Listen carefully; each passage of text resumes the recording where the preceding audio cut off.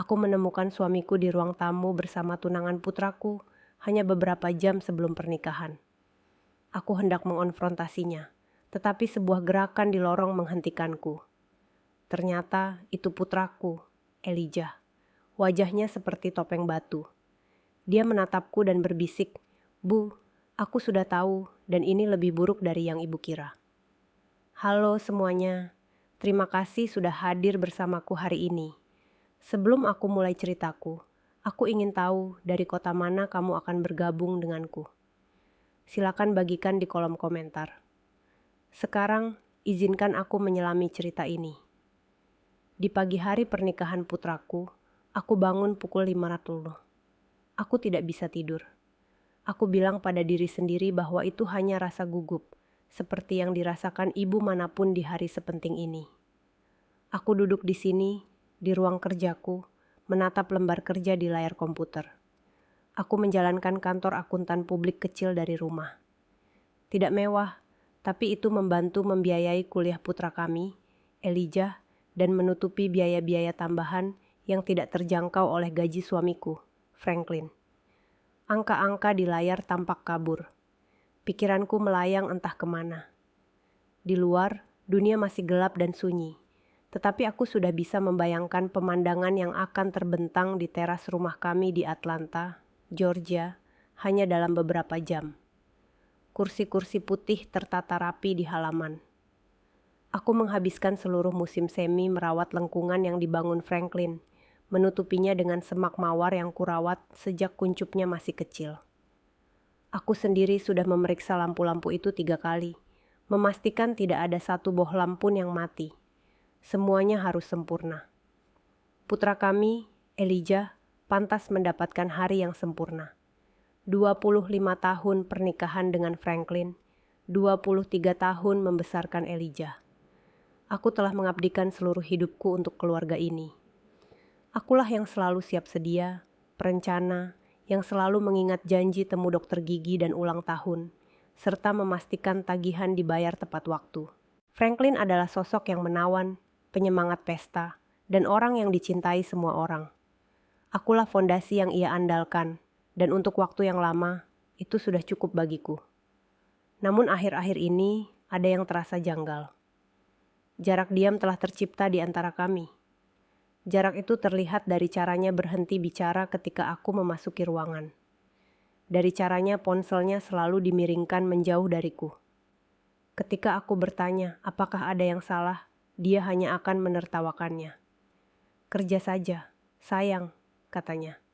"Promosi besar dipertaruhkan." Aku memilih untuk mempercayainya. Apalagi yang bisa kulakukan? Kau tak bisa membuang 25 tahun sejarah hanya karena sebuah perasaan. Bunyi klik pintu kantor membawaku kembali ke masa kini. Elijah berdiri di sana dengan piyamanya, secangkir kopi di tangannya. Ia tampak kelelahan dengan lingkaran hitam di bawah matanya. Di usianya, ia memiliki sifat praktis sepertiku, tetapi memiliki paras tampan ayahnya. "Bu, ibu sudah bangun berjam-jam," katanya. "Pernikahannya baru jam 4 sore. Aku cuma mau semuanya sempurna buat anakku," kataku, berusaha tersenyum ceria sambil menutup laptop. "Ayah sudah bangun. Dia pergi pagi-pagi sekali," kata Elijah dengan nada aneh dalam suaranya. Dia berjalan mendekat dan duduk di tepi mejaku. Tiba-tiba tampak jauh lebih muda. Dia bilang sesuatu tentang mengambil hadiah untuk orang tua Madison, keluarga Ellington. Aku mengerutkan kening. Itu baru bagiku. "Bu," katanya ragu-ragu. "Boleh aku bertanya sesuatu?" Aku memutar kursiku menghadapnya. Di bawah cahaya lampu meja yang menyilaukan, kekhawatirannya tampak jelas. "Apa yang sedang kamu pikirkan, sayang?" Dia menarik napas dalam-dalam.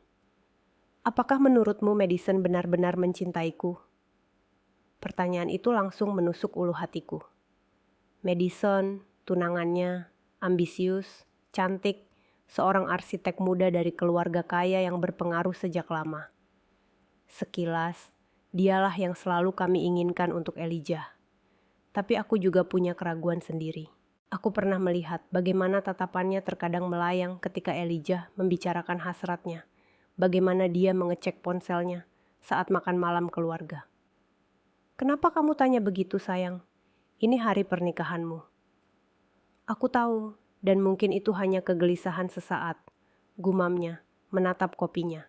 Tapi terkadang, ketika dia menatapku, aku merasa dia menatap menembus diriku, seolah aku hanyalah kotak yang harus dia tandai dalam perjalanannya menuju kehidupan yang sempurna.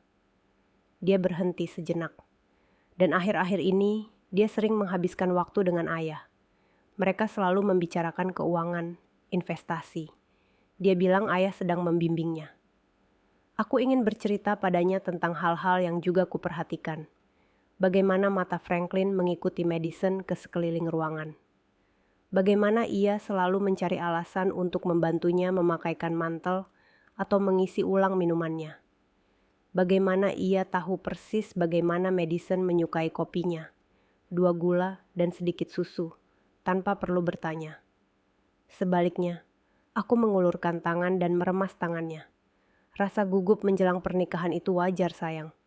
Pernikahan adalah langkah terbesar yang pernah kamu ambil. Bukan cuma gugup, Bu, katanya. Suaranya bergetar. Akhirnya ia menatapku. Matanya dipenuhi rasa sakit yang membuatku takut. Menurutku, dia jatuh cinta pada orang lain. Aku membeku. Darahku berubah menjadi es. Apa yang membuatmu berkata seperti itu? Hal-hal kecil, bisiknya. Cara dia berseri-seri ketika ayah menelepon. Bagaimana dia selalu bertanya tentang ayah duluan ketika datang berkunjung. Aku melihat mereka mengobrol di taman kemarin, dan cara ayah menatapnya. Bukan seperti seharusnya seorang ayah mertua memandang tunangan putranya. Aku merasakan rona merah menjalar di leherku. Aku memaksa suaraku agar tetap tenang. "Elijah, itu tuduhan yang sangat serius." "Aku tahu," katanya sambil mengangkat bahu, "dan kuharap aku salah. Ya Tuhan, kuharap aku salah." Sebelum aku sempat menjawab, pintu terbuka lagi. Ternyata Franklin. Ia sudah mengenakan kemeja dan celana panjang rapi, tampak rapi seperti biasa. "Nah, lihat 2 orang favoritku," serunya. Senyumnya tak sampai ke matanya. Ia tampak terkejut melihat Elijah di sana. "Hari yang menyenangkan, Nak. Kamu seharusnya bersiap-siap." Dia mengalihkan perhatiannya kepadaku. "Dan kamu, Simon, kamu akan kelelahan. Madison baru saja menelepon. Dia akan datang sekitar pukul 10 untuk membahas detail denah tempat duduk di menit-menit terakhir." Aku melihat ekspresi Elijah menegang. "Detail apa?" tanyanya. "Oh, kau tahu, hanya memastikan orang tuanya tidak duduk di sebelah paman Jamesmu setelah pertengkaran politik Natal lalu," kata Franklin, sambil melambaikan tangan dengan acuh tak acuh. "Kau tahu betapa istimewanya keluarganya. Kita harus membicarakannya secara pribadi, karena politik dan sebagainya." "Tentu saja," kata Elijah datar. "Kita tidak bisa menempatkan orang yang salah duduk bersama." Ketegangan di ruangan itu begitu kental, sehingga kau bisa memotongnya dengan pisau. Aku memperhatikan suami dan putraku, dan aku tahu, jauh di lubuk hatiku, bahwa Elijah tidak salah. Ada sesuatu yang sangat-sangat salah. Setelah Franklin dan Elijah meninggalkan kantor, rasa takut yang dingin menyergapku. Aku seharusnya melakukan panggilan terakhir dengan pihak catering pukul 10.30, panggilan yang sudah kurencanakan selama berminggu-minggu. Aku mengangkat telepon, tanganku sedikit gemetar, dan menghubungi mereka. Kukatakan pada mereka bahwa aku punya urusan keluarga darurat dan perlu menjadwal ulang. Itu bohong. Padahal sebenarnya aku sudah membersihkan seluruh pagiku. Aku tak bisa melupakan kata-kata Elijah, juga perasaan mual yang ditimbulkan oleh keceriaan palsu Franklin. Ada sesuatu yang terjadi di rumahku hari ini. Dan untuk pertama kalinya dalam 25 tahun, aku berniat mencari tahu apa itu. 2 jam berikutnya, kuhabiskan berpura-pura sibuk. Aku merapikan dapur yang sudah bersih. Aku menata ulang hiasan bunga di meja makan. Setiap suara membuatku tersentak. Setiap mobil yang lewat membuat jantungku berdebar kencang.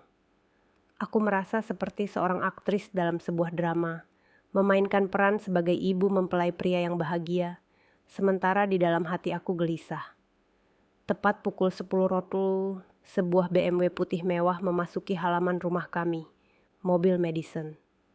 Aku memperhatikannya dari jendela dapur saat ia melangkah keluar. Bahkan dengan celana jeans dan blus sederhana, ia tampak seperti cocok untuk sampul majalah. Ia berjalan menuju pintu depan dengan percaya diri alami seseorang yang tahu bahwa ia cocok. Jantungku berdebar kencang hingga terdengar di telingaku. Aku mengendap keluar dari pintu belakang dan berputar mengelilingi rumah, berjongkok rendah di balik semak-semak hidrangea besar yang memagari jendela ruang tamu kami. Aku merasa konyol, seperti mata-mata di rumahku sendiri. Namun, keinginan untuk tahu, keinginan untuk mengonfirmasi ketakutanku atau menghilangkannya, terasa begitu kuat. Melalui jendela besar, aku bisa melihat mereka. Franklin telah mengizinkannya masuk, dan mereka berdiri di dekat perapian, tempat kami berfoto keluarga setiap Natal. Dia sedang menuangkan minuman untuknya. Aku tak bisa mendengar kata-kata mereka, tetapi bahasa tubuh mereka sudah menjelaskan semuanya. Mereka berdiri berdekatan. Terlalu dekat. Tangannya bersandar rendah di punggungnya. Gerakannya biasa saja, yang bisa dijelaskan dengan mudah, tapi terlalu lama bertahan di sana sedetik. Aku mengepalkan tangan. Kuku-kukuku menancap kuat di telapak tanganku. 25 tahun kami membangun kehidupan di rumah ini. Kami telah membacakan cerita untuk Elijah di sofa itu. Kami telah mengadakan banyak pesta keluarga di ruangan itu.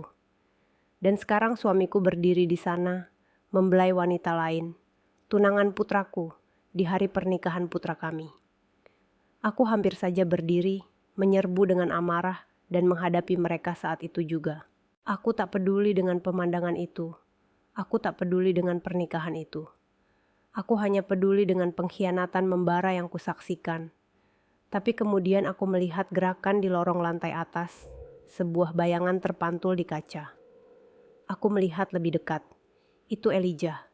Dia berdiri di puncak tangga, tersembunyi di balik bayangan, memperhatikan mereka juga.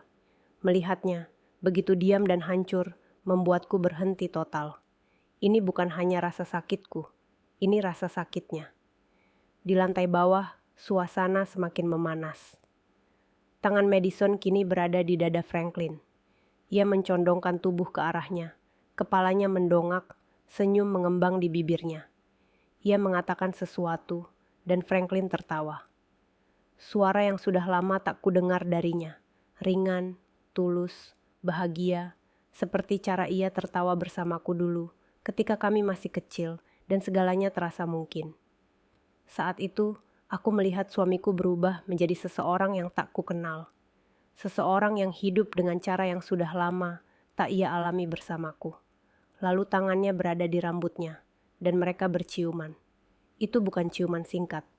Itu ciuman yang dalam dan penuh gairah, seperti yang kau lihat di film-film. Pandanganku memerah, raungan memenuhi telingaku. Aku melangkah menuju rumah, siap mencopot pintu dari engselnya, siap berteriak sekeras-kerasnya. Dan kemudian sebuah tangan mencengkeram lenganku. Aku berbalik, jantungku berdebar kencang. Itu Elijah. Dia telah menyelinap keluar rumah dan datang mencariku. Wajahnya pucat pasi, tetapi matanya menyala dengan tekad yang dingin dan keras yang belum pernah kulihat sebelumnya.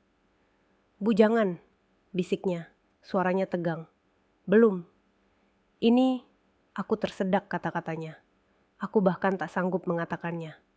"Aku tahu apa itu," katanya. Suaranya tenang, meskipun aku bisa melihat tangannya gemetar.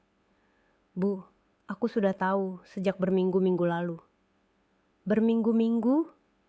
Kata itu keluar bagaikan bisikan tertahan. Aku menatap putraku, anak laki-laki yang kubesarkan, yang kini menatapku dengan mata seorang pria yang telah melihat terlalu banyak. Kami masih meringkuk di balik bunga-bunga hortensia. Bunga-bunga indah yang dulu begitu kubanggakan kini menjadi tempat persembunyian bagi kehancuran keluarga kami. Di dalam rumah, suamiku dan tunangan putraku telah berpindah dari perapian ke sofa. Aku tak tahan melihatnya. Awalnya, aku tidak mau percaya, kata Elijah. Suaranya rendah dan mendesak. Aku terus mencari-cari alasan untuk mereka. Dia hanya bersikap baik. Dia hanya gugup bergabung dengan keluarga. Tapi itu terus terjadi. Tatapan-tatapan yang terus-menerus.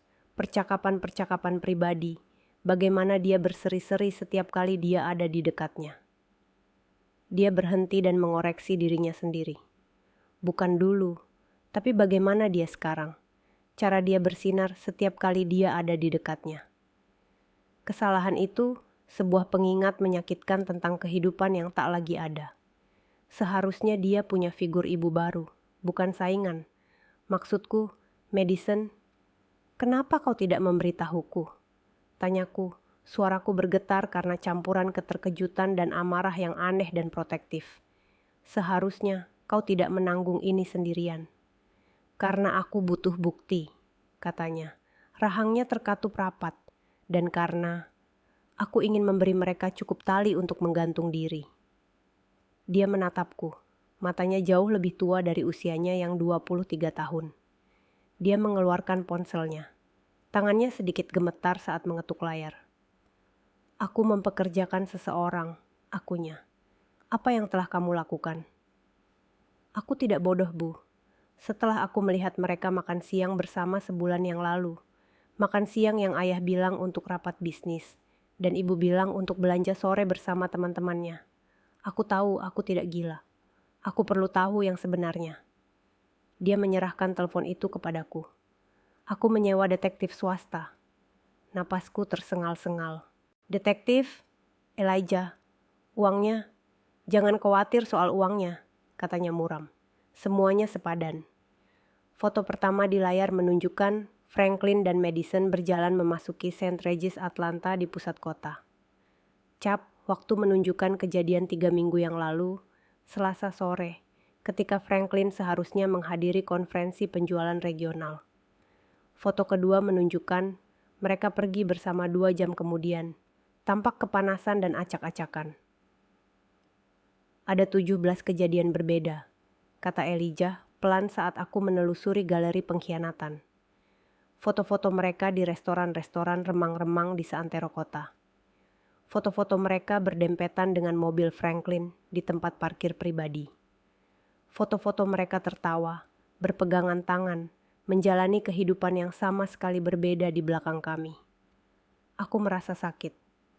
Skala penipuan ini sungguh mencengangkan. Ini bukan kesalahan sesaat. Ini adalah urusan yang terencana dan berjangka panjang. Aku berdiri lagi. Gelombang amarah kembali menerpaku. Kita hentikan ini, kataku, suaraku setegas baja. Sekarang juga. Tidak. Suara Elijah terdengar tajam, membuatku berjongkok lagi. Bu, percayalah, aku punya rencana. Rencana? Elijah, ini gila. Kita tidak bisa membiarkan pernikahan ini begitu saja. Tentu saja kita bisa. Potongnya, suaranya terdengar berwibawa, belum pernah kudengar sebelumnya. Dan kita akan melakukannya. Bu, coba pikirkan. Kalau kita hadapi mereka sekarang, apa yang terjadi? Mereka akan menyangkalnya. Mereka akan memutarbalikkan fakta. Ayah akan bilang, ibu histeris, ibu salah paham. Madison akan menangis dan berpura-pura jadi korban. Mereka akan berbalik menyalahkan kita. Dia benar. Aku sudah bisa mendengar suara Franklin yang halus dan menenangkan. Simon, reaksimu berlebihan. Dia wanita muda yang gugup dan aku hanya memberi nasihat kebapakan. Jadi apa saranmu? Bisikku, kemarahanku berubah menjadi kejernihan yang dingin dan menakutkan. Senyum Elijah terasa dingin dan asing. Mempermalukan mereka di depan umum, katanya. Kata-katanya menggantung di udara di antara kami. Penghancuran total dan absolut reputasi mereka. Konsekuensi hukum. Kita tidak bisa mengakhiri ini begitu saja, Bu. Kita memastikan mereka tidak akan pernah melakukan hal ini kepada siapapun lagi. Aku menatap anakku. Kapan dia menjadi begitu penuh perhitungan, begitu kejam? Lalu aku menoleh ke belakang melalui jendela. Kulihat suamiku. pria yang kucintai dan kupercayai selama seperempat abad, mulai membuka kancing blues medicine di sofa tempat kami membangun keluarga. Dan pada saat itu, aku tahu bahwa aku, wanita yang dulu, yang penuh pengertian dan pemaaf, telah tiada. Dia meninggal di sana, di tanah di belakang bunga-bunga yang telah susah payah aku tanam. Katakan padaku rencananya, kataku. Malam itu adalah salah satu malam teraneh dalam hidupku. Franklin pulang seolah-olah tidak terjadi apa-apa, menanyakan tentang pengaturan catering terakhir. Madison telah pergi beberapa jam sebelumnya, dan ia tampak seperti suami yang penyayang dan ayah yang bangga. Dia bercerita tentang pidatonya di resepsi, tentang betapa bangganya dia pada Elijah. Kemunafikannya begitu kental sampai aku hampir tak bisa bernapas. Aku hanya mengangguk dan tersenyum, seperti cangkang kosong diriku sendiri, sementara di dalam hatiku berteriak. Setelah Franklin tidur, Elijah dan aku bertemu di ruang kerjaku. Pintunya terkunci, tirainya tertutup rapat. Rasanya seperti ruang perang, dan dalam banyak hal memang begitu. Di meja terbentang berkas-berkas bukti yang akan membuat seorang jaksa menangis bahagia. Ceritakan padaku tentang detektif itu, kataku sambil mengamati foto pengawasan yang membuatku mual. Namanya Aisyah, kata Elijah. Aisyah Whitfield. Nama itu menghantamku bagai cipratan air dingin. Aisyah. Saudariku, Elijah mengangguk. Aku tidak tahu harus menghubungi siapa lagi. Aku tahu dia polisi selama 20 tahun sebelum pensiun dan mendirikan agensi detektif swasta sendiri. Aku tahu dia cerdas dan akan berhati-hati. Dia tampak agak malu. Aku juga tahu dia tidak pernah benar-benar menyukai ayah. Aku tertawa pendek dan tajam, lebih mirip isak tangis. Adik perempuanku, Aisyah. Kami memang dekat, tapi aku belum bercerita tentang jarak yang semakin jauh dengan Franklin. Aku terlalu sombong, terlalu malu untuk mengakui pernikahanku mungkin akan gagal. Aku akan meneleponnya, kataku, suaraku penuh emosi. Aisyah menjawab pada dering kedua. Simon, sudah lewat tengah malam. Apa semuanya baik-baik saja? Tidak, Aisyah. Tidak ada yang baik-baik saja. Dan kemudian bendungan itu jebol. Kuceritakan semuanya padanya. Apa yang Elijah duga, apa yang kami saksikan pagi itu, foto-fotonya. Aku menangis terseduh-seduh, terisak-isak untuk pertama kalinya sepanjang hari. Ia mendengarkan dengan sabar, suaranya tenang dan tegas di ujung telepon. Tidak ada keterkejutan atau keheranan, hanya penerimaan yang muram. Aku tidak terkejut, Simon, katanya pelan setelah aku selesai. Aku sudah melihat caranya menatap gadis itu. Aku berharap aku salah. Elijah cerita soal foto-foto itu, kataku sambil menyeka air mata. Apalagi yang kamu punya? Lebih dari apa yang mungkin ingin kau ketahui. Suaranya berubah profesional. Aku sudah memantau pergerakan mereka selama 3 minggu. Mereka bertemu 2 kali seminggu seperti biasa di St. Regis, Atlanta. Dia selalu membayar tunai. Mereka makan siang di restoran mewah yang tak akan pernah dia ajak. Minggu lalu, dia mengajaknya ke Cartier. Aku merasakan kilatan amarah itu lagi. Uang kita. Uang yang kukelola dengan sangat hati-hati. Uang yang seharusnya untuk masa pensiun kami, untuk masa depan kami. Dan Simon, suara Aisyah lembut. Sekarang ada lagi, sesuatu yang lebih besar. Aku sudah memeriksa keuangan Franklin, mencoba mencari tahu dari mana semua uang untuk kamar hotel dan hadiah ini berasal. Dia ceroboh. Apa yang kau temukan? Tanyaku, takut mendengar jawabannya. Terjadi jeda panjang di telepon. Bukan cuma Madison, katanya dengan suara berat. Ini bukan pertama kalinya.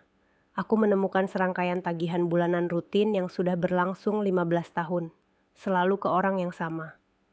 Seorang wanita bernama Nicole Jenkins. Nama itu tidak berarti apa-apa bagiku. Siapa dia? Aku sudah mencari tahu. Dia adalah rekanan junior di firma lamanya ketika Elijah masih kecil.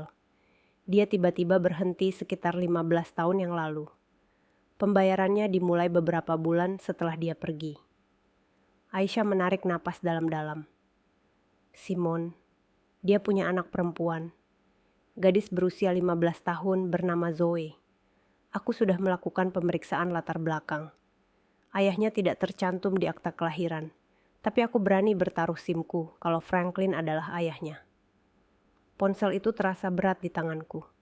Aku tidak bisa bernapas. Seorang putri, seorang anak lagi, 15 tahun kebohongan, 15 tahun kehidupan ganda, perjalanan rahasia, pengeluaran yang tak dapat dijelaskan, jarak emosional, semuanya menjadi sangat jelas.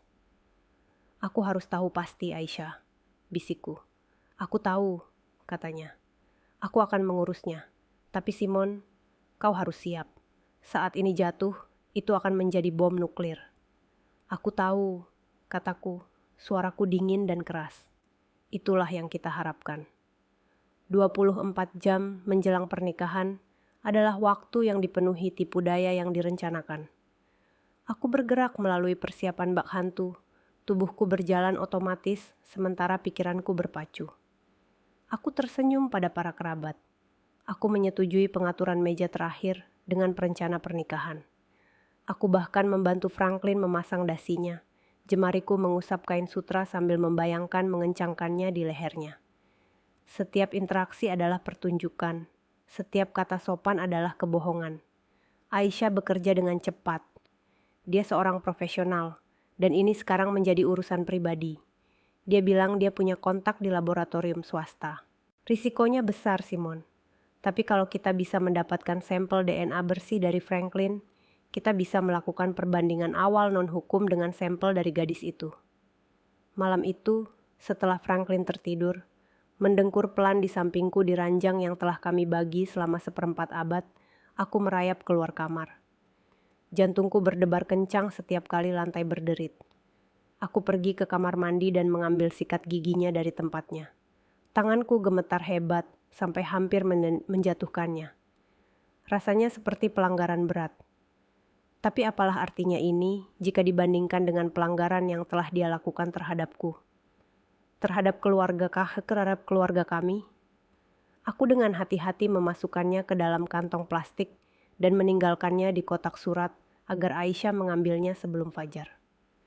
Keesokan harinya, saat rumah dipenuhi energi kacau dari para vendor bunga dan fotografer, Aisyah menelepon. Aku punya lebih banyak bukti, katanya. Suaranya muram. Ini lebih buruk dari yang kita duga. Kami bertemu di mobilku, yang diparkir di jalan yang agak jauh dari rumah. Satu-satunya tempat yang kurasa aman untuk mengobrol. Ia membuka laptop dan mengarahkannya ke arahku. Di layar terdapat lembar kerja, serangkaian angka dan tanggal yang membingungkan. Aku sudah menganalisis rekening bersama kalian secara menyeluruh. Dana pensiun kalian, semuanya. Katanya sambil menunjuk kolom yang ditandai. Lihat polanya. Selama bertahun-tahun, Franklin rutin melakukan penarikan tunai. Jumlah kecil, 500 di sini, 700 di sana. Tidak pernah lebih dari 1.000 sekaligus. Selalu dari berbagai cabang. Kukira itu untuk hobinya, kataku, tertegun. Dia selalu bilang dia berinvestasi di koin langka, sesuatu yang membutuhkan transaksi tunai. Kebohongan lagi, hobinya bernama medicine, kata Aisyah datar. Uang untuk kamar hotel, makan malam mahal, hadiah, kalung Cartier itu, dia membayar setengahnya dengan uang tunai. Tapi itu bukan bagian terburuknya. Dia mengklik tab lainnya. Dia telah mengambil pinjaman dari rencana pensiunmu. Aku menatap layar. Di sana, hitam putih. Serangkaian pinjaman yang diambil dari rekening pensiun yang dengan susah payah kubayar dari usaha kecilku. Rekening yang seharusnya menjadi jaring pengaman kami, jaminan masa tua kami. Dia telah menghabiskan hampir 60.000 dalam 18 bulan terakhir. Bagaimana, bisikku? Dia pasti butuh tanda tanganku. Dia memalsukannya, kata Aisyah pelan. Aku membandingkan tanda tangan di dokumen pinjaman dengan tanda tanganmu di SPT-mu. Itu pemalsuan yang bagus, tapi bukan milikmu. Gelombang rasa mual menyerangku. Ini lebih dari sekadar penipuan. Ini pencurian.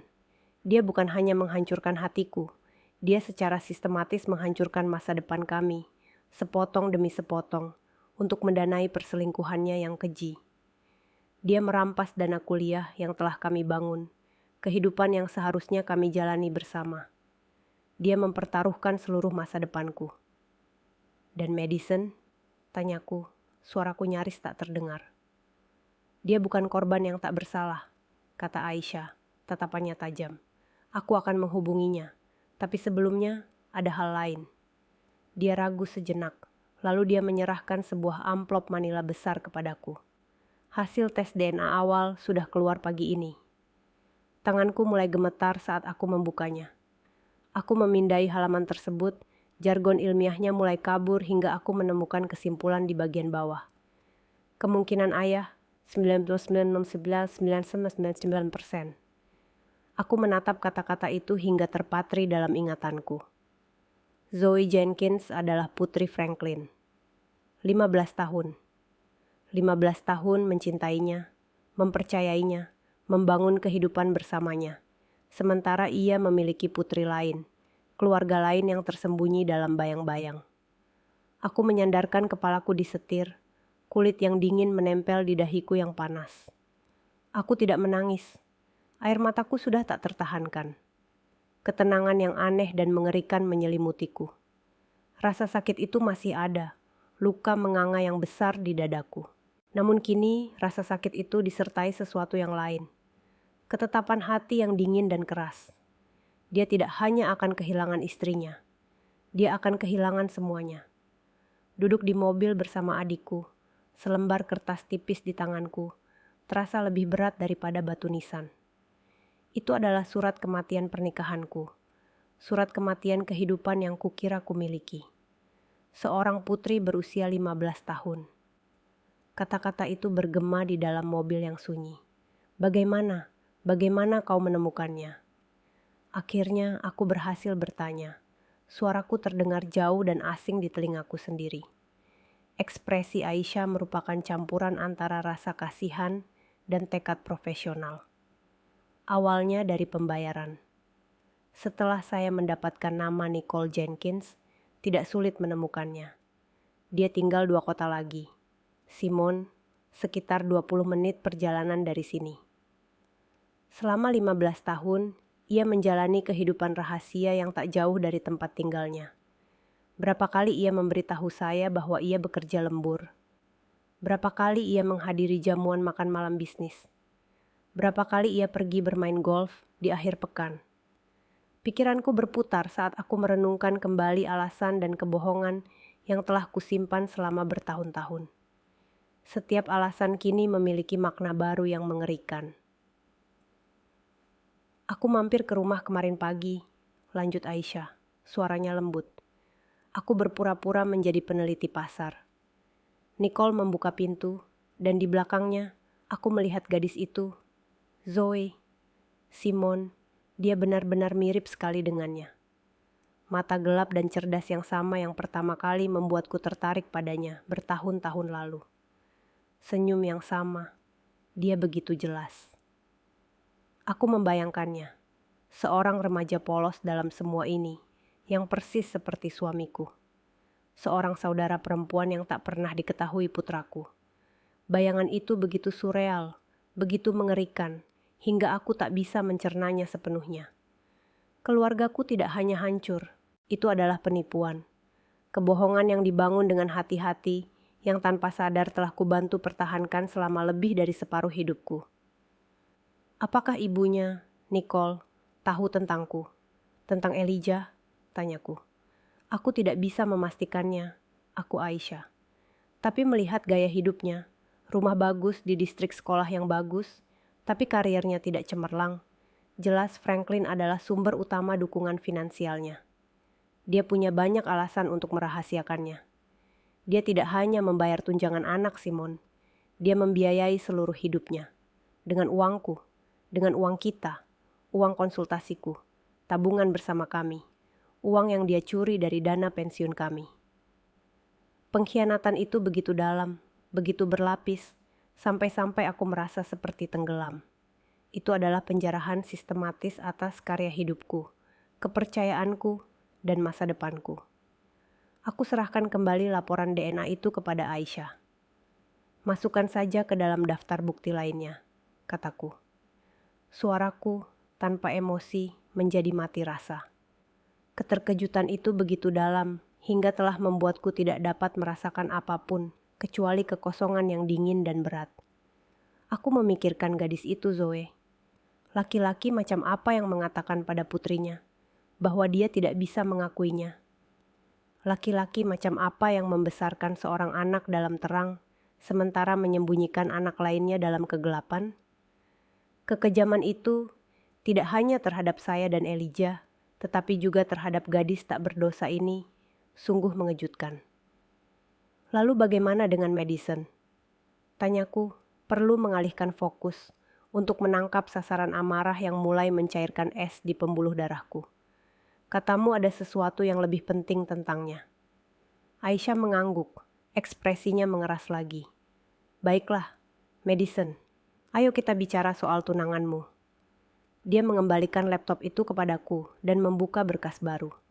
Dia tidak hanya tidur dengan suamimu, dia juga menggelapkan dana dari firma hukumnya. Kata-kata itu butuh beberapa saat untuk dicerna. Dia partner junior di sebuah firma bergengsi di pusat kota, jelas Aisyah, sambil menunjukkan dokumen yang tampak seperti laporan keuangan internal. Dia menggelembungkan laporan pengeluaran, membuat faktur palsu untuk konsultan yang tidak ada, dan menyedot uang ke rekening bank pribadi. Jumlahnya tidak besar setiap kali, tapi stabil. Tahun lalu, dia mencuri lebih dari 220. Aku terkesiap. 200 $. Dan aku bisa melacak sebagian uang itu langsung ke hadiah untuk Franklin, kata Aisyah sambil menunjukkan transfer bank, diikuti laporan kartu kredit yang menunjukkan pembelian jam tangan seharga $100.000. Dia mencuri dari rekan-rekannya untuk membeli hadiah bagi kekasihnya, yang mencuri dari istrinya untuk membeli hadiah bagi dia. Ini adalah lingkaran penipuan paling menjijikan yang pernah kulihat. Jadi Madison bukan hanya seorang perusak rumah tangga. Dia penjahat, pencuri, dan dia akan menikahi putraku, membawa korupsi dan kebohongannya ke dalam hati keluargaku yang tersisa. Rasa kebas di dadaku lenyap, tergantikan oleh amarah yang membara. Ini bukan lagi tentang patah hati. Ini tentang melindungi putraku. Ini tentang keadilan. Ini tentang memastikan kedua orang ini menghadapi konsekuensi atas setiap kebohongan, setiap dolar, setiap janji yang diingkari. Oke, kataku sambil menatap mata adikku. Rencana pernikahannya. Ayo kita bahas sekali lagi. Aku ingin semuanya sempurna. Terbongkarnya penggelapan Madison menambah lapisan kriminal yang kelam pada pengkhianatan yang sudah mencengangkan. Semuanya berubah. Ini bukan lagi sekadar drama rumah tangga yang berantakan dan memilukan. Ini adalah konspirasi penipuan dan pencurian yang dilakukan oleh dua orang yang seharusnya paling dekat dengan kami. Bagaimana kau bisa mendapatkan semua ini?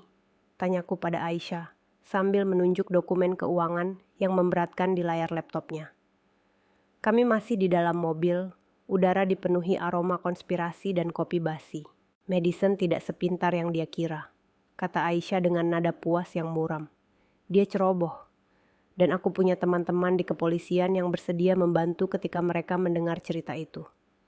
Seorang teman saya di unit kejahatan ekonomi melihat pola-pola ini dan tahu persis apa yang dilihatnya.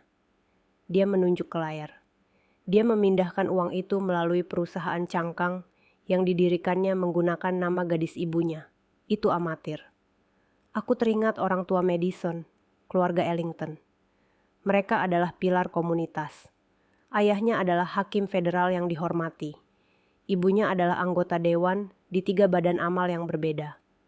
Mereka bergerak di lingkungan yang mengutamakan reputasi. Mereka percaya putri mereka adalah bintang cemerlang yang sedang naik daun, menikah dengan keluarga yang baik dan mapan. Mereka tidak tahu bahwa putri emas mereka adalah pencuri, dan keluarga mapan yang dinikahinya hanyalah rumah kartu yang dibangun di atas kebohongan. Dipermalukan di depan umum juga akan menghancurkan mereka. Untuk sesaat, aku merasa kasihan pada mereka. Mereka hanyalah korban tak berdosa. Namun, perasaan itu segera padam oleh api pengkhianatanku sendiri. Jadi Franklin mencuri uang pensiun kami untuk membeli hadiah bagi selingkuhannya. Aku menyimpulkan, kata-katanya terasa seperti racun. Dan Madison mencuri dari perusahaannya untuk membeli hadiah bagi suamiku, kekasihnya, yang juga calon ayah mertuanya. Aku menggelengkan kepala karena tak percaya. Ini seperti film. Memang makin baik, kata Aisyah, bibirnya melengkung kecut. Sebagian uang yang Franklin ambil dari dana pensiunmu, dia investasikan di properti pasti yang Madison rekomendasikan kepadanya. Coba ku tebak, kataku. Nadaku terdengar sarkastis. Kesepakatannya gagal. Kesepakatan itu tidak pernah ada, Aisyah menegaskan. Uangnya langsung masuk ke rekening rahasianya. Dia juga mencuri darinya. Dia begitu dibutakan oleh ego dan kegilaannya sendiri, sehingga dia bahkan tidak pernah menyadarinya.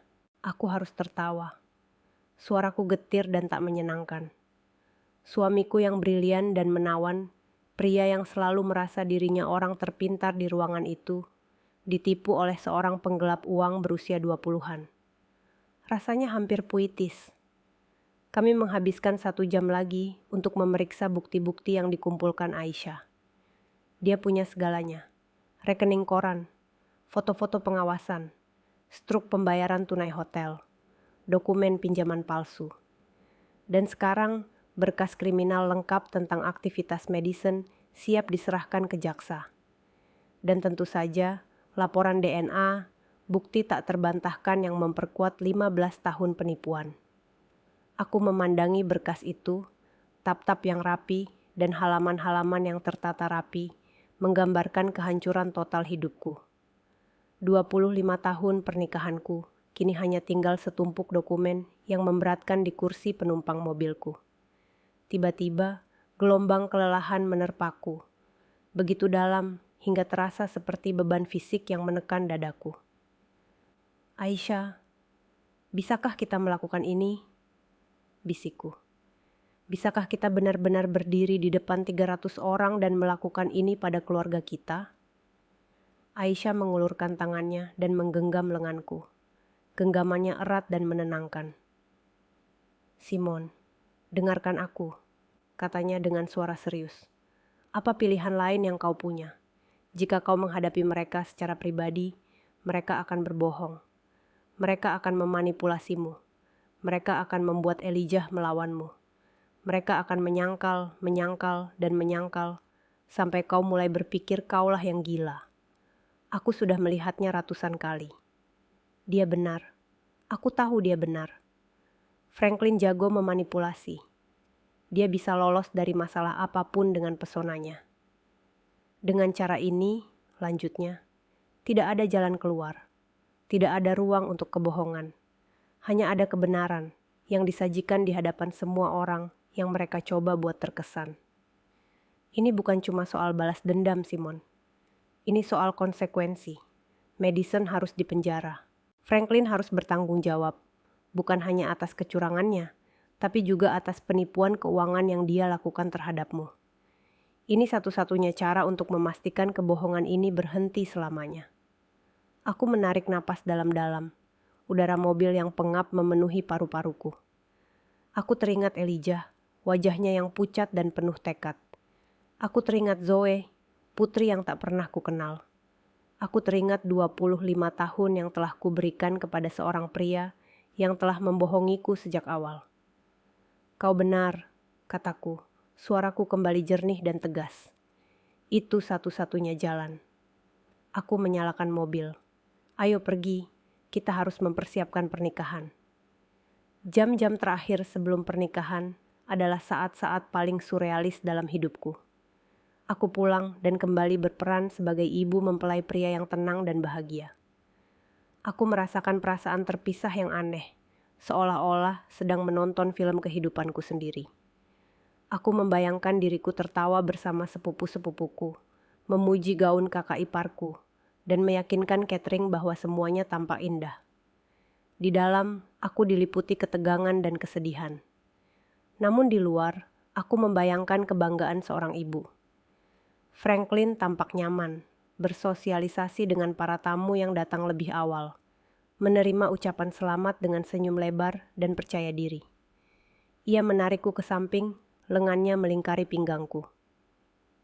"Kamu cantik sekali, Simon," katanya. Suaranya seperti gumaman pelan di telingaku. "Hari ini sungguh sempurna ya." Aku menatap matanya. Mata pria yang kucintai lebih dari separuh hidupku, dan tak merasakan apapun selain kekosongan yang dingin dan sunyi. Aku balas tersenyum. Hari yang sempurna. Putraku, Elijah, adalah cerminan ketenanganku yang dipaksakan. Dia menyapa teman-temannya, berpose untuk foto bersama pengiring prianya, dan memainkan perannya dengan sempurna.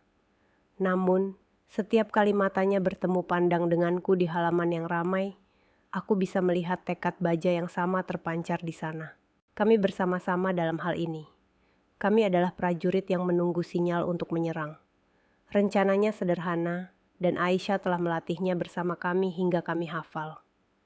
Ia datang lebih awal, menyamar sebagai staf catering. Peralatan audiovisual profesionalnya tersembunyi di tempat yang mudah terlihat. Dia telah menghubungkan laptopnya ke layar proyeksi besar yang kami sewa, konon untuk tayangan slide foto-foto bayi Elijah yang sentimental. Tak seorang pun curiga. Dia punya remote control kecil di sakunya. Ketika saatnya tiba, dia hanya perlu menekan satu tombol. Aku punya peran sendiri untuk dimainkan. Aku sudah menyiapkan berkas perceraian dengan pengacaraku seminggu sebelumnya. Sebuah fakta yang kurahasiakan bahkan dari Elijah. Dokumen-dokumen itu ditandatangani dan diaktakan dalam amplop tertutup di tas tanganku. Aku juga punya flash drive berisi salinan semua bukti yang dikumpulkan Aisyah. Dengan satu atau lain cara, pernikahanku resmi berakhir hari ini. Tak ada jalan kembali. Aku tidak hanya merencanakan konfrontasi. Aku sedang merencanakan hari pertama untuk sisa hidupku. Pukul 04.05, aku duduk di barisan depan. Kuartet gesek mulai bermain, dan rombongan pengantin pun masuk. Franklin duduk di sampingku, meremas tanganku dengan penuh kasih sayang. Aku merasakan getaran jijik, tetapi kutahan diri untuk tidak menjauh. Madison muncul di ujung lorong, sebuah penampakan dalam renda putih. Ia tampak berseri-seri, cantik, dan sama sekali tidak berpura-pura. Ia tersenyum kepada penonton. Lalu matanya tertuju pada Franklin di barisan depan. Selama sepersekian detik, pandangan mata melintas di antara mereka. Pandangan rahasia bersama, pandangan konspirasi yang menang. Mereka pikir mereka telah menang. Mereka mengira mereka hanya beberapa menit lagi dari mengukuhkan masa depan mereka yang sempurna namun menipu. Elijah berdiri di altar, wajahnya seperti topeng yang tak terbaca. Ketika Madison bergabung dengannya, ia menggenggam tangan Madison. Ekspresinya tak pernah berubah. Ia menatap kerumunan, matanya mengamati wajah-wajah itu hingga akhirnya tertuju padaku. Dia mengangguk tunggal, hampir tak kentara. Sudah waktunya. Pemimpin upacara memulai upacara dengan kata-kata biasa tentang cinta, komitmen, dan kesetiaan. Ironinya begitu kental hingga hampir mencekik.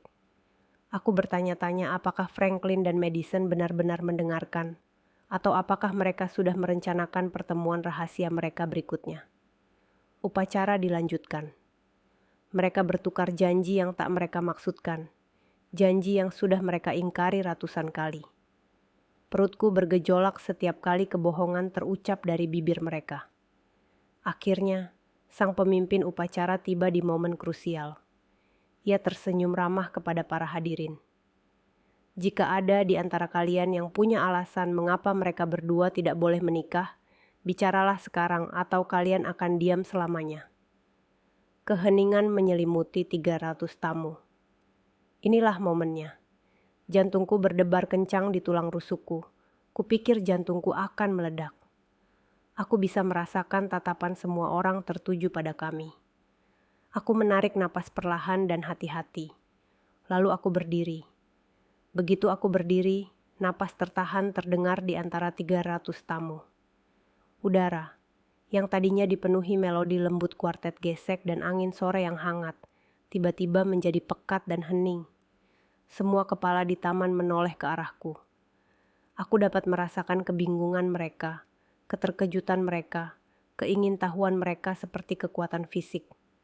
Franklin, yang duduk di sebelahku menjadi kaku. "Simon, apa yang kau lakukan?" Desisnya, tangannya mencengkeram lenganku. "Duduk, kau bikin ribut saja." Aku menepis tangannya seakan-akan tangannya adalah ular berbisa. Aku memandang melewatinya. Mataku terpaku pada putraku, Elijah, yang berdiri di altar, wajahnya pucat namun tegas. Ia tahu ini akan terjadi. Kami sudah merencanakannya.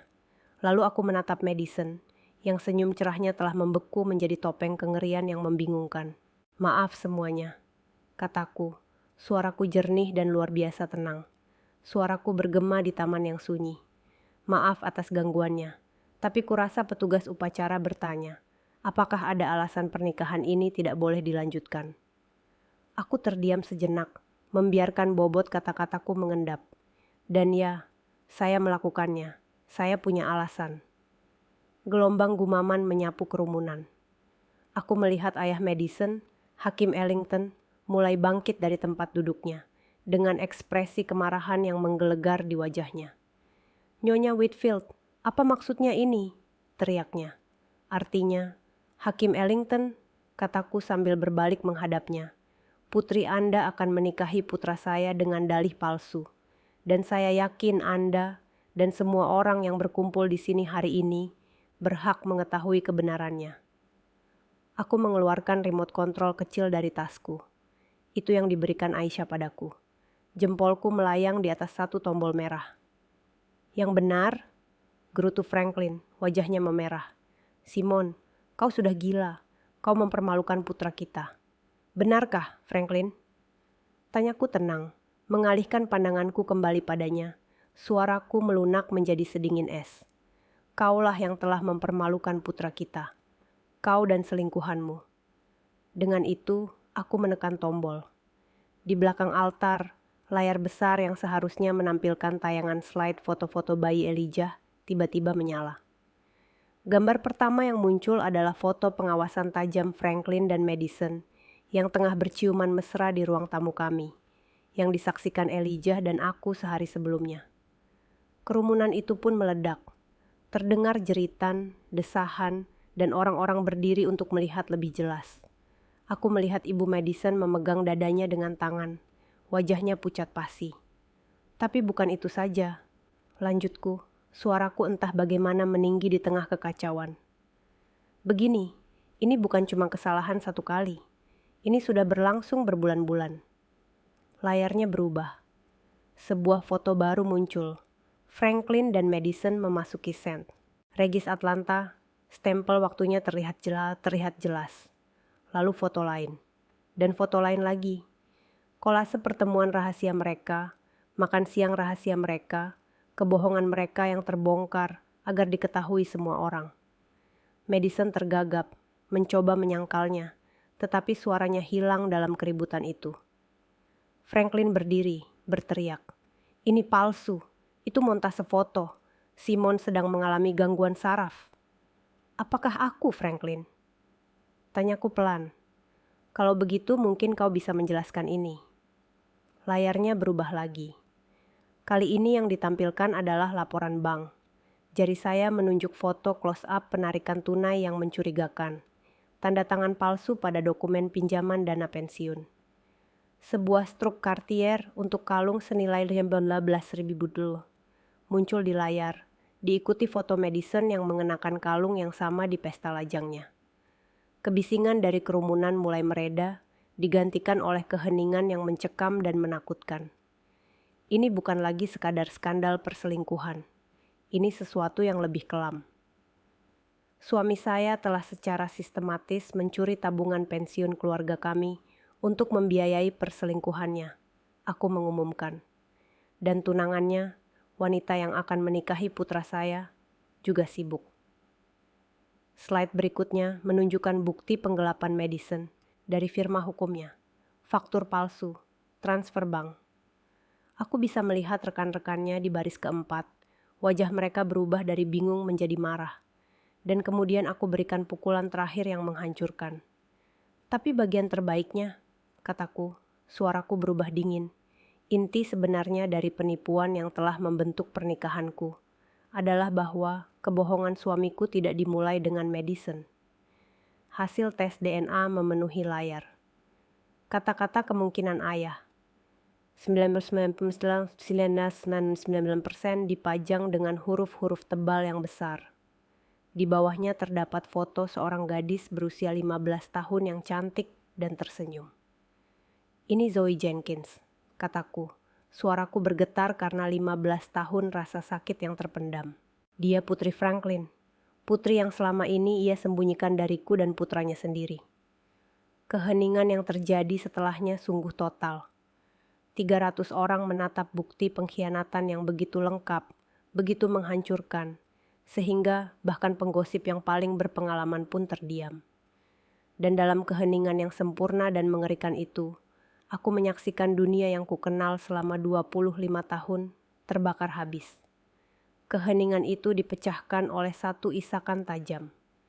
Suara itu berasal dari Madison yang terhuyung-huyung, wajahnya pucat pasi di balik gaun pengantinnya yang putih bersih. Lalu ia ambruk ke tanah di tengah tumpukan rendah dan mimpi-mimpi yang hancur. Suara tunggal itu mematahkan mantranya. Kebun itu langsung kacau balau. Orang-orang berteriak, menunjuk, dan mengeluarkan ponsel untuk merekam bencana itu. Ibu Madison berlari ke arah putrinya yang terjatuh sementara ayahnya, sang hakim, berdiri di sana. Wajahnya seperti topeng ketidakpercayaan dan penghinaan yang amat sangat. Franklin membeku sesaat, wajahnya bagaikan kaleidoskop amarah, panik, dan kengerian yang memuncak. Ia menatap dari layar, ke arahku, ke wajah-wajah tercengang teman-teman dan koleganya. Dia terjebak. Tak ada kebohongan, tak ada kata-kata manis yang bisa membujuknya keluar dari situasi ini. Dunia yang ia bangun dengan hati-hati telah dihancurkan di depan umum dan tak dapat ditarik kembali. Lalu dia melakukan satu-satunya hal yang bisa dilakukan seorang pengecut. Dia berlari. Ia melesat, menerobos kerumunan yang tertegun, menjatuhkan nampan berisi gelas sampahnya saat ia bergegas menuju area parkir. Ia benar-benar berusaha melarikan diri dari tempat kehancuran hidupnya sendiri. Namun Aisyah menunggunya. Adikku, masih mengenakan seragam cateringnya, melangkah keluar dari balik pohon ek besar yang membatasi properti kami. Ia bertubuh mungil, tetapi ia bergerak dengan percaya diri bak seorang polisi berpengalaman. Saat Franklin berlari melewatinya, dia menjulurkan kakinya. Itu adalah jegalan yang dilaksanakan dengan sempurna.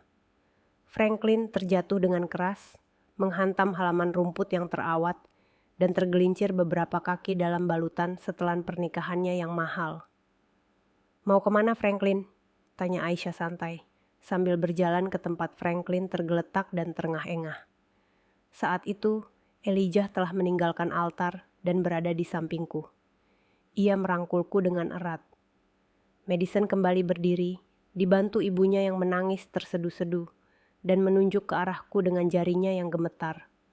Kau yang merencanakan ini, teriaknya, suaranya melengking histeris. Kau yang merencanakan semua ini untuk menghancurkan hidupku. Tidak, Madison, kata Elijah, suaranya dingin dan jelas, memecah histeria Madison. Kau telah menghancurkan hidupmu sendiri, kamu dan dia. Dia menunjuk ke arah ayahnya, yang sekarang sedang dibantu oleh Aisyah. Lepaskan aku, pinta Franklin sambil berusaha melepaskan lengannya dari cengkeraman kuat adikku. Tidak bisa, Frankie, kata Aisyah, menggunakan nama panggilan masa kecil yang membuatnya tersentak. Begini, aku detektif swasta berlisensi, dan aku punya alasan untuk percaya kau telah melakukan beberapa kejahatan, termasuk penipuan keuangan. Tapi jangan khawatir, kita di sini bukan untuk membicarakanmu sekarang. Dia menoleh ke belakang. Urusanku ada padanya. Dua petugas polisi berseragam berjalan dengan tenang, melewati kerumunan yang berpisah. mereka tidak datang ke sini untuk melakukan penipuan yang dilakukan Franklin, itu akan menjadi masalah perdata yang harus ditangani oleh pengacaraku. Mereka ada di sini untuk Madison. Madison Ellington? Tanya salah satu petugas. Suaranya pelan namun berwibawa. Mata Madison terbelalak ketakutan. Tidak. Anda ditahan atas dugaan penggelapan dan penipuan keuangan. Lanjut petugas itu sambil rekannya memegang tangan wanita itu dan dengan lembut memborgolnya. Bunyi klik borgol yang menutup adalah bunyi paling keras yang pernah kudengar. Aku melihat wajah Madison hancur ketika menyadari bahwa ini bukan sekadar penghinaan di depan umum. Ini bukan sekadar pernikahan yang dibatalkan. Itu nyata. Akan ada konsekuensi hukum yang nyata. Hidupnya, seperti yang ia tahu, sudah berakhir. Saat polisi membawa Madison yang menangis terseduh-seduh, orang tuanya menyaksikan dengan tercengang dan ngeri. Para fotografer yang disewa untuk mengabadikan kisah dongeng kini mengabadikan kejatuhan sebuah keluarga terkemuka. Lampu kilat mereka menyala tanpa henti. Kerumunan mulai bubar. Sebagian bergegas pergi, tak ingin menjadi bagian dari bencana. Sebagian lagi berlama-lama, berbisik-bisik dalam kerumunan yang terkejut. Ponsel mereka masih terangkat tinggi, merekam segalanya. Di tengah kekacauan itu, akhirnya aku merasa kekuatanku meninggalkanku. Elijah memelukku. Sudah berakhir, Bu, bisiknya. Akhirnya berakhir. Aku memandang sekeliling, memandangi puing-puing hari sempurna yang telah kurencanakan. Hari itu berantakan. Hari itu mimpi buruk. Tapi untuk pertama kalinya setelah berbulan-bulan, aku merasa akhirnya bisa bernapas. Kalau kalian masih mendengarkan, maukah kalian berbaik hati dengan menekan tombol suka di video ini dan berkomentar di nomor 1 di bawah. Itu menunjukkan bahwa kalian telah mendukungku dan memberitahuku bahwa kalian ada di sini bersamaku dalam perjalanan ini. Dukungan kalian adalah penyemangat yang luar biasa bagiku. Silakan berkomentar di nomor 1 dan biarkan aku menceritakan apa yang terjadi selanjutnya. 3 jam setelah ledakan itu hanyalah kilasan cahaya biru, percakapan pelan-pelan, dan proses lambat dan menyakitkan untuk membubarkan sebuah pernikahan yang tidak pernah terwujud. Polisi mengambil pernyataan kami. Madison dibawa pergi dengan mobil patroli. Gaun pengantinnya yang indah tampak aneh dan tragis dalam cahaya terik matahari terbenam. Franklin, setelah diinterogasi dan dibebaskan, menghilang begitu saja. Dia masuk ke mobilnya dan pergi tanpa mengucapkan sepatah kata pun kepadaku atau putranya. Dan kamu? Tanya Elijah. Kilatan kehangatan lama kembali di matanya. Aku belum tahu, jawabku jujur. Kurasa aku hanya mati rasa. Beberapa minggu berikutnya merupakan cobaan yang menyakitkan dan berantakan. Kisah itu, seperti yang diharapkan, menjadi sensasi media lokal. Skandal di hari pernikahan. Tunangan ditangkap di altar. Ayah mempelai pria terlibat dalam penipuan selama puluhan tahun. Nama dan wajah kami ada di mana-mana. Aku berhenti menjawab telepon. Aku berhenti meninggalkan rumah kecuali benar-benar diperlukan. Firma akuntan publikku yang kecil menderita kerugian. Beberapa klien lama diam-diam memindahkan bisnis mereka ke tempat lain karena tidak merasa nyaman dengan reputasi buruk tersebut. Sehari setelah pernikahan, aku melakukan persis seperti yang kurencanakan. Aku masuk ke kantor pengacaraku. Dompetku berisi surat-surat perceraian yang sudah ditandatangani dan flash drive berisi bukti, dan aku mengajukan gugatan. Dengan segudang bukti yang kami miliki, Franklin bahkan tidak mencoba melawan. Proses hukumnya cepat dan brutal. Dalam penyelesaian itu, aku mendapat rumah dan sebagian besar asetnya yang tersisa sebagai kompensasi atas penipuan yang dilakukannya terhadap dana pensiun kami. Itu bukan sebuah kemenangan, itu adalah ganti rugi. Madison, yang menghadapi bukti yang sangat kuat, menerima tawaran pembelaan. Ia dijatuhi hukuman 2 tahun penjara dengan keamanan rendah dan diperintahkan untuk membayar kembali setiap sen yang telah dicurinya. Reputasi keluarganya pun hancur. Kejatuhan Franklin lebih tenang, namun tidak kalah parah. Dia kehilangan pekerjaannya, reputasinya, dan rasa hormat dari semua orang yang dikenalnya. Dia pindah ke apartemen kecil di seberang kota, dan dari yang kudengar, dia jarang menunjukkan wajahnya di depan umum. Namun bagian paling rumit dari kejadian setelahnya adalah Zoe. 2 minggu setelah pernikahan, aku menerima sepucuk surat. Itu dari Nicole Jenkins, ibu Zoe. Singkat dan langsung ke intinya. Dia meminta maaf atas rasa sakit yang disebabkan oleh hubungan masa lalunya dengan Franklin dan mengatakan putrinya, Zoe, telah mengetahui kebenaran dari berita tersebut dan ingin bertemu Elijah dan aku. Aku duduk dengan surat itu selama 3 hari. Apa yang seharusnya kulakukan? Gadis ini adalah perwujudan nyata dari pengkhianatan terbesar suamiku. Namun dia juga tidak bersalah. Dia tidak meminta semua ini. Dia adalah saudara perempuan anakku. Aku perlihatkan surat itu pada Elijah. Dia membacanya, wajahnya muram. Aku ingin bertemu dengannya, katanya langsung. Dia adikku, Bu. Dia berhak tahu keluarganya, atau apapun yang tersisa darinya. Jadi, aku menelepon. Kami sepakat untuk bertemu di lokasi netral, sebuah kedai kopi yang tenang di kota yang terletak di tengah-tengah kota kami. Aku ketakutan. Sambil menunggu kedatangannya, aku memilin serbet di tanganku hingga menjadi berantakan. Lalu mereka masuk. Nicole adalah perempuan biasa yang tampak lelah, yang seolah memikul beban rahasianya di pundaknya yang terkulai. Dan di belakangnya ada Zoe. Saat pertama kali melihatnya, napasku tercekat. Aisyah benar. Dia memiliki mata Franklin, mata gelap dan cerdas yang sama yang membuatku jatuh cinta padanya bertahun-tahun lalu. Dia tampak ketakutan dan ragu, mencengkeram buku di dadanya seperti perisai. Dan pada saat itu, melihat gadis tak berdosa ini yang menjadi korban dari semua ini, aku tahu kemarahanku bukan ditujukan kepadanya. Itu bersamanya. Selalu dia. Pertemuan pertama dengan Zoe terasa canggung. Kata-kata terasa kikuk dan tidak memadai. Elijah, semoga hatinya diberkati, yang paling banyak bicara. Ia bertanya tentang masa SMA-nya, tentang buku yang dipegangnya, tentang hidupnya. Ia tidak bertanya tentang Franklin. Ia hanya memperlakukannya seperti manusia, seperti saudara perempuan yang baru pertama kali ditemuinya.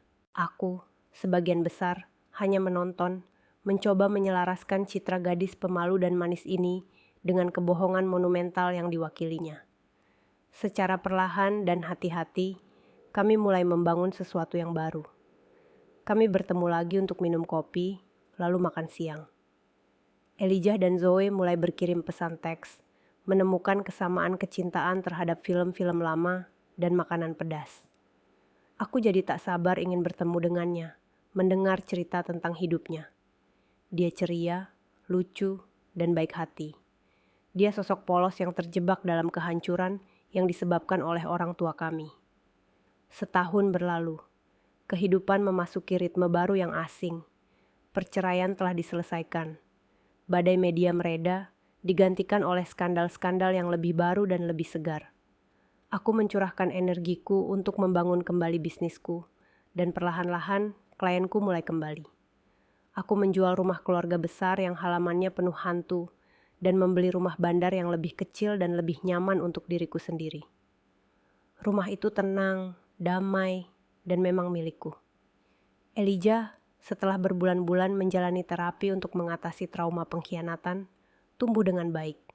Dia meninggalkan pekerjaan korporatnya dan kembali ke sekolah untuk mengejar hasratnya yang sebenarnya, arsitektur lanskap. Dia merancang ruang yang indah, menciptakan keteraturan dan keindahan dari tanah dan batu, sebuah metafora yang tepat untuk apa yang dia lakukan dalam hidupnya sendiri. Dia berkencan dengan seorang wanita muda yang menawan, seorang pustakawan yang baik dan tulus yang memandangnya seolah-olah dia adalah satu-satunya orang di dunia. Dan Zoe telah menjadi bagian dari kehidupan kami. Dia datang untuk makan malam 2 hari minggu sekali.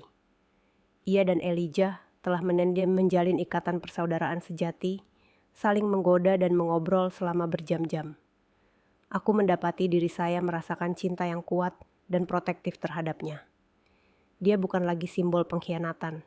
Dia hanyalah Zoe, saudara perempuan anakku, dan anehnya, dia adalah bagian dari keluargaku.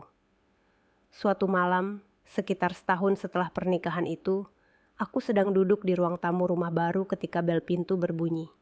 Itu Franklin. Aku belum melihat atau berbicara dengannya sejak hari dia melarikan diri dari resepsi kami yang hancur.